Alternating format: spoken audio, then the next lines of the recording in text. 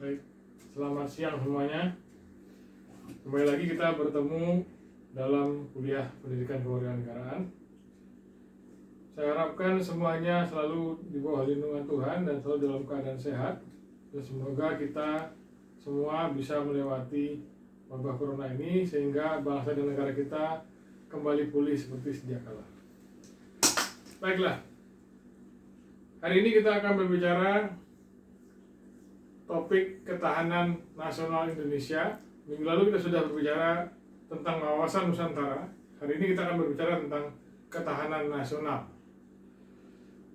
Nah, bangsa kita kan boleh dikata pada tahun ini ya, dari tahun 45 sampai 2020, atau kalau mau dirunut lagi ke belakang dari tahun 28 sebenarnya bangsa kita ini telah melakukan sebuah deklarasi bahwa kita merupakan satu bangsa, yaitu bangsa Indonesia. Kalau dihitung dari tahun 28, berarti sekarang kita telah berusia sekitar hampir lebih daripada 80 tahun. Nah, boleh dikata dengan usia yang segitu lama ya, ada satu pertanyaan besar ya, mengapa bangsa kita bisa kuat berdiri tegak, bangsa dan negara kita bisa kuat berdiri tegak selama itu? Sebenarnya kalau kita lihat dalam sejarahnya ada banyak tantangan juga dari mulai awal kemerdekaan ya, baik itu berupa eksternal maupun internal. Eksternal itu ada agresi militer dari pihak sekutu ya. Jadi pas 45 pasca proklamasi, Nika itu yang merupakan administrasi dari pemerintah Hindia Belanda zaman dahulu, mereka ingin kembali menguasai Nusantara ini atau Indonesia yang telah merdeka ini. Mereka membonceng pada tentara sekutu, Nika, Netherlands Indies of Administration, Nika. Nah, kita sebagai bangsa dan negara yang baru merdeka tentu tidak terima. Netherlands Indies Civil Administration itu adalah merupakan jelmaan dari kolonialisme dan imperialisme Belanda yang telah menjajah kita ratusan tahun lamanya. Dan kita melawan, dan pada tahun 1945 tanggal 10 November itu adalah bukti dari perlawanan kita terhadap Nika yang membonceng pada, atau Belanda yang membonceng pada sekutu ya, yang ingin menjajah kita kembali. Dan kita pada akhirnya berhasil mempertahankan kemerdekaan kita. Nah, itu yang eksternal. Yang internal itu juga ada pemberontakan dari dalam. Yaitu ada beberapa yang cukup mengemuka, yaitu DITI yang pertama, Darul Islam dan Tentara Islam Indonesia. Itu yang ingin mendirikan negara Indonesia berbasis keagamaan. Sampai kemudian ada gerakan yang ingin memisahkan diri dari Republik, yaitu PRRI ya, Pemerintahan Republik Indonesia ya, yang berbasis politik. Nah, walaupun ada pemberontakan dari dalam itu, tetap negara kita berdiri tegak karena memang ada sesuatu hal yang membuat bangsa kita dan negara kita tetap bertahan. Berbagai tantangan itu tidak mempengaruhi fondasi negara kita, dan malah semakin memperkuat dan membuat negara kita semakin berkembang lebih maju. Nah, pertanyaannya mengapa? Sekali lagi, mengapa NKRI masih tetap berdiri kokoh sampai saat sekarang ini?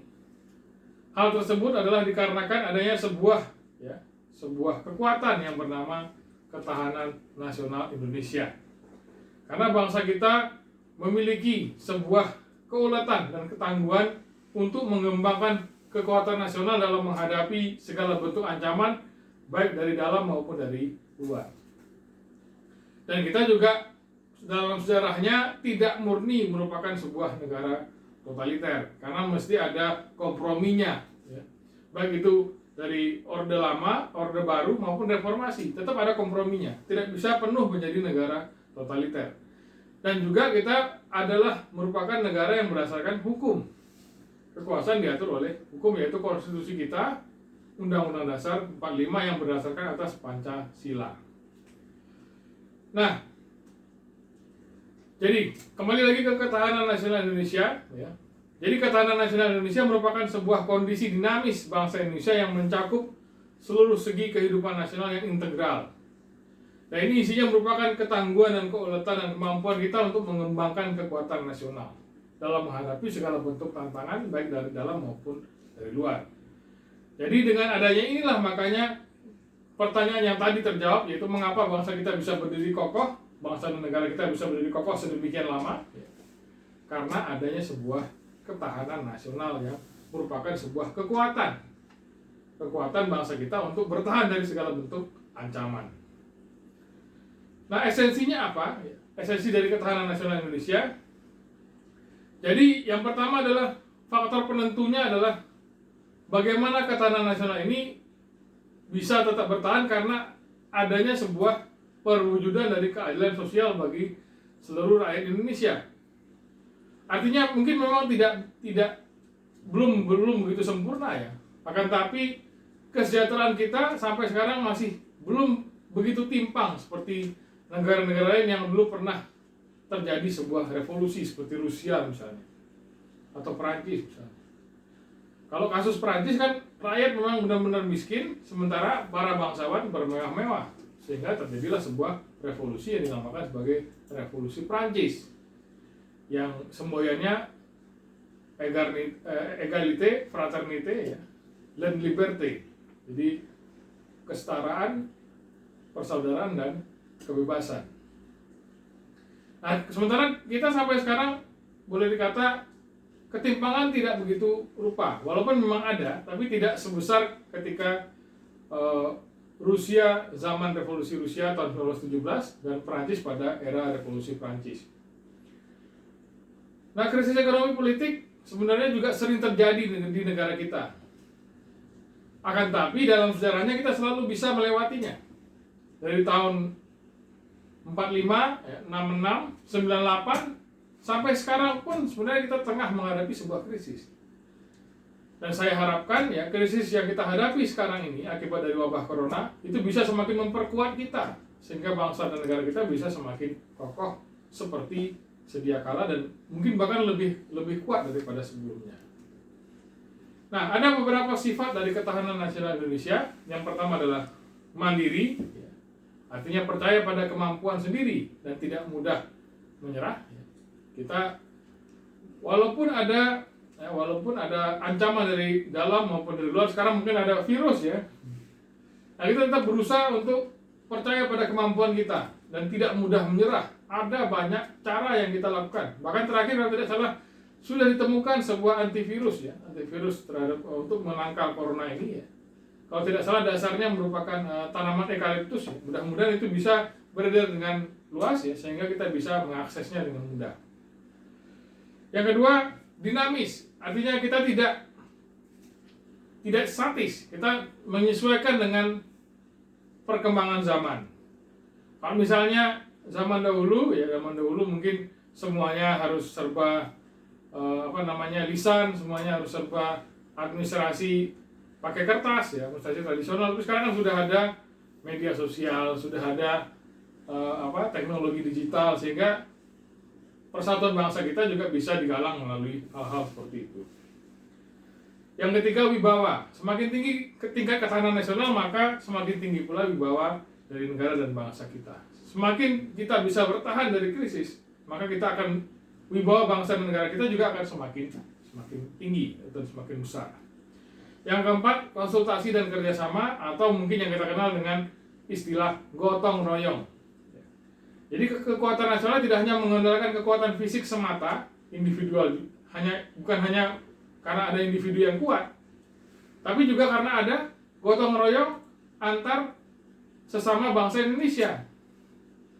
Jadi bangsa Indonesia menggalang sebuah persatuan bersama dan kemudian bahu-membahu ketika ada yang kesusahan, saling bantu.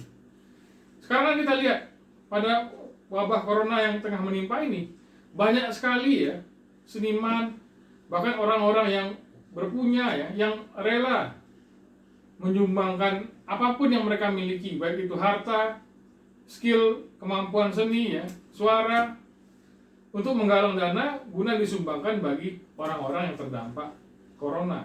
Nah, itu adalah salah satu bentuk dari manifestasi dari gotong royong yang merupakan ciri khas dari bangsa kita. Nah, itulah 4 sifat ketahanan nasional, yaitu mandiri, dinamis, wibawa, dan kerjasama atau gotong royong. Nah, berikutnya kita lanjutkan.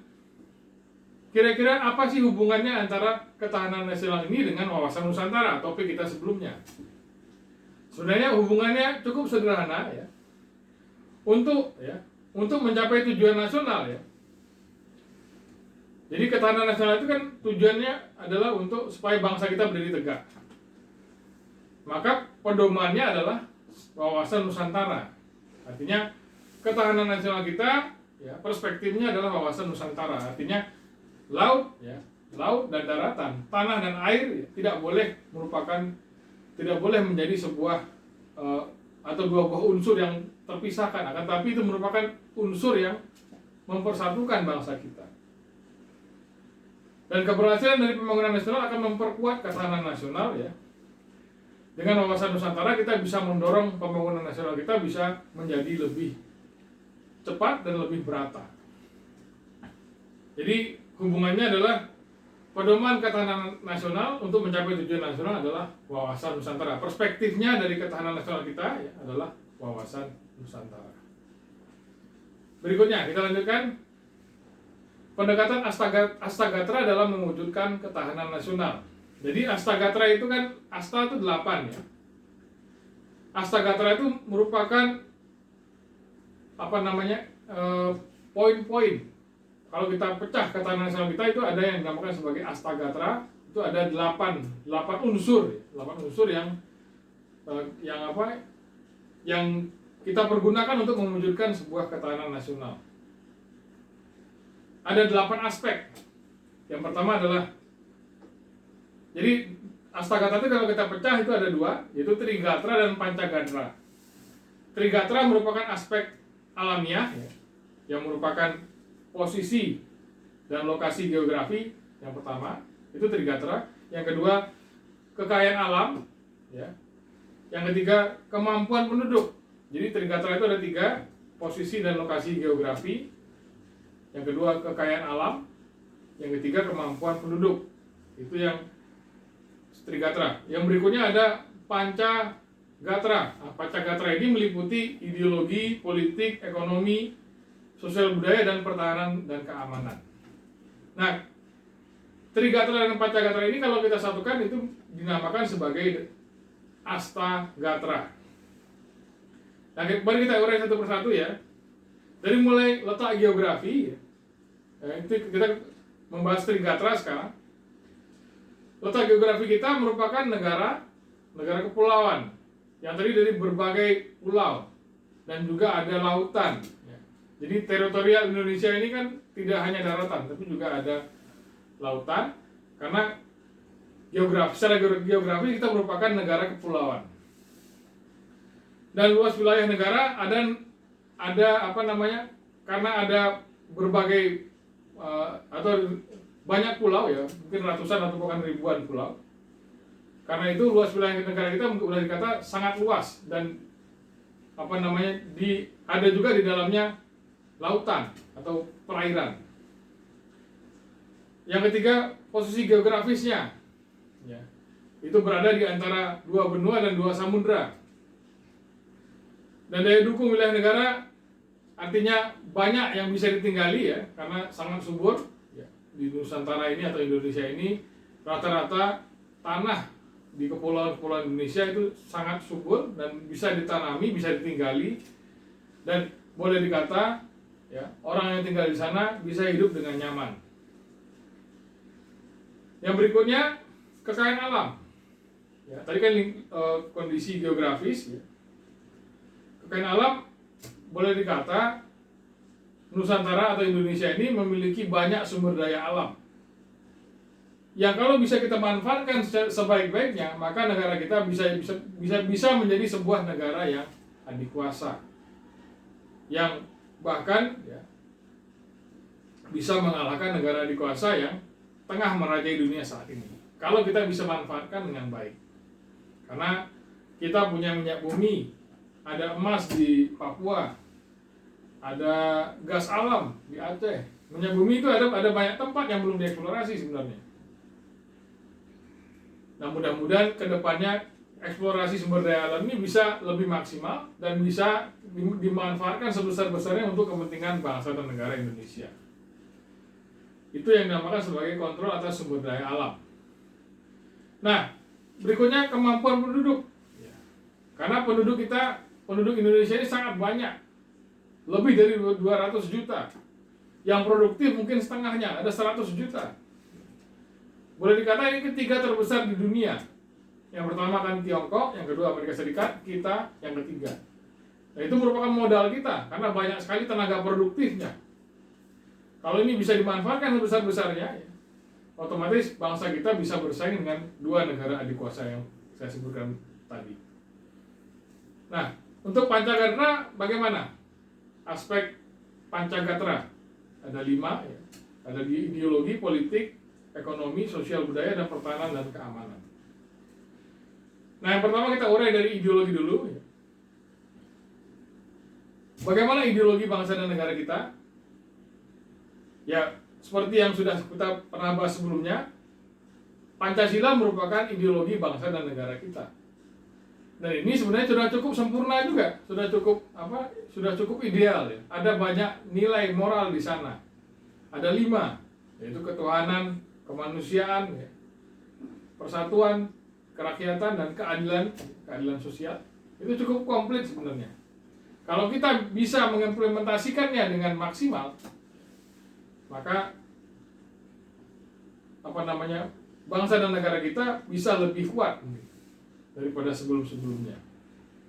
Nah, ini membutuhkan sebuah kondisi mental ya, yang berdasarkan atas keyakinan bahwa ideologi Pancasila merupakan sebuah kebenaran.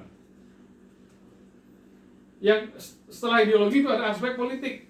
Jadi bagaimana kemampuan kita untuk mengelola nilai dan sumber daya bersama agar tidak menimbulkan konflik. Jadi bagaimana konflik ini bisa kita manage, bisa kita atur supaya tidak menimbulkan perpecahan. Konflik boleh, oke lah. Ada, karena konflik itu tidak bisa kita hindarkan, ya, tidak bisa kita hindari. Tapi bagaimana kita bisa atur supaya konflik itu tidak menimbulkan perpecahan, tapi malah menguatkan. Ada dinamika, dialektika. Nah, kalau ini kita bisa laksanakan dan kita bisa wujudkan, maka bangsa kita dan negara kita akan semakin kuat. Itu politik. Berikutnya aspek ekonomi. Bagaimana ya ekonomi Pancasila yang merupakan ekonomi kerakyatan bisa diimplementasikan. Artinya ekonomi kita kan bukan ekonomi liberal sebenarnya kalau kita berbicara dari perspektif Pancasila dan Undang-Undang Dasar 45, khususnya pasal 33 ayat 1 sampai 4 ya. Di sana tertuang sekali bahwa ekonomi kita adalah ekonomi yang berdasarkan atas usaha bersama dengan asas kekeluargaan. Jadi bukan ekonomi liberal. Artinya saling bahu-membahu, saling bantu, gotong royong, tolong menolong ya, untuk mencapai tujuan bersama, yaitu tujuan bangsa dan negara kita. Sosial budaya bagaimana? Yang terakhir ya. Jadi bagaimana kita bisa memanfaatkan, memaksimalkan kemanfaatan dari keberagaman sosial dan budaya. Kita kan merupakan bangsa yang terdiri atas berbagai macam etnis, suku, agama, ras, bahasa. Kalau kita bisa manfaatkan keberagaman ini, maka bangsa kita mungkin bahkan lebih kaya daripada bangsa-bangsa lainnya. Kalau kita coba bandingkan dengan Tiongkok kan cenderung homogen ya, yang dominan hanya etnis Han. Amerika Serikat ya mungkin ya so-so, jadi ada yang kulit putih, ada kulit hitam.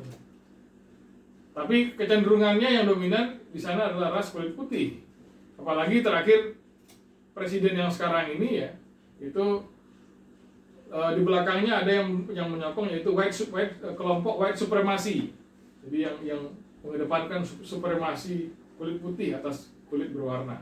Kalau kita kan tidak. Kita dari dulu tidak pernah mengenal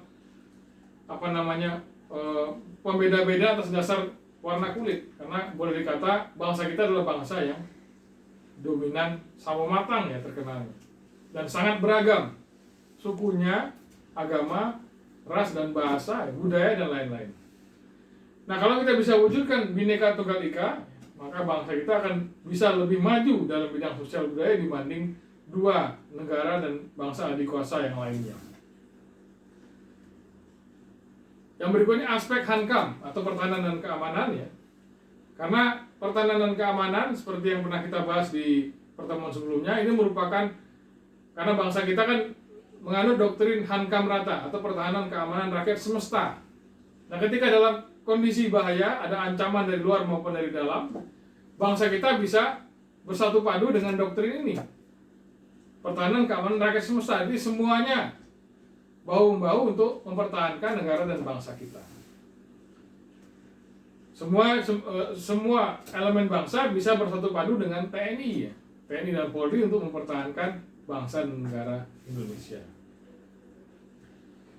Nah, terakhir ya, apa saja kira-kira faktor penentu ketahanan nasional Indonesia? Ada dua sebenarnya. Yang pertama adalah semangat juang bangsa, baik dalam bentuk fisik maupun non-fisik. Yang kedua adalah kesadaran dan kepedulian terhadap berbagai pengaruh luar yang timbul terhadap ideologi, politik, ekonomi, dan sosial budaya. Jadi kita, kalau ada misalnya pengaruh-pengaruh luar, budaya-budaya luar, ideologi luar yang mencoba menginfiltrasi negara dan bangsa kita, maka kita harus bisa menyaringnya dengan menggunakan perspektif Pancasila, karena ideologi kita adalah ideologi Pancasila. Kalau misalnya ada masuk misalnya ideologi Nazi misalnya, ya kita harus saring dengan sila kedua, karena Nazi itu kan nasional sosialisme itu mengenyampingkan kemanusiaan. Atau juga mungkin kalau misalnya ada yang masuk ideologi yang mengedepankan perpecahan bangsa, kita bisa saring dengan sila ketiga yaitu Persatuan Indonesia. Nah, itulah faktor penentu ketahanan nasional Indonesia. Yang pertama adalah semangat juang, baik dalam bentuk fisik maupun non fisik. Yang kedua adalah kesadaran dan kepedulian terhadap berbagai pengaruh luar. Baik, saya pikir cukup untuk sampai hari ini ya. Saya pikir cukup untuk hari ini. Jangan lupa untuk mengecek tugas kelas dan jangan lupa untuk mengumpulkannya sebagai ganti presensi. Baik, terima kasih atas perhatiannya. Mohon maaf kalau ada kekurangan. Selamat ujian akhir ya. Semoga semuanya sukses dan sampai bertemu di lain kesempatan. Selamat siang.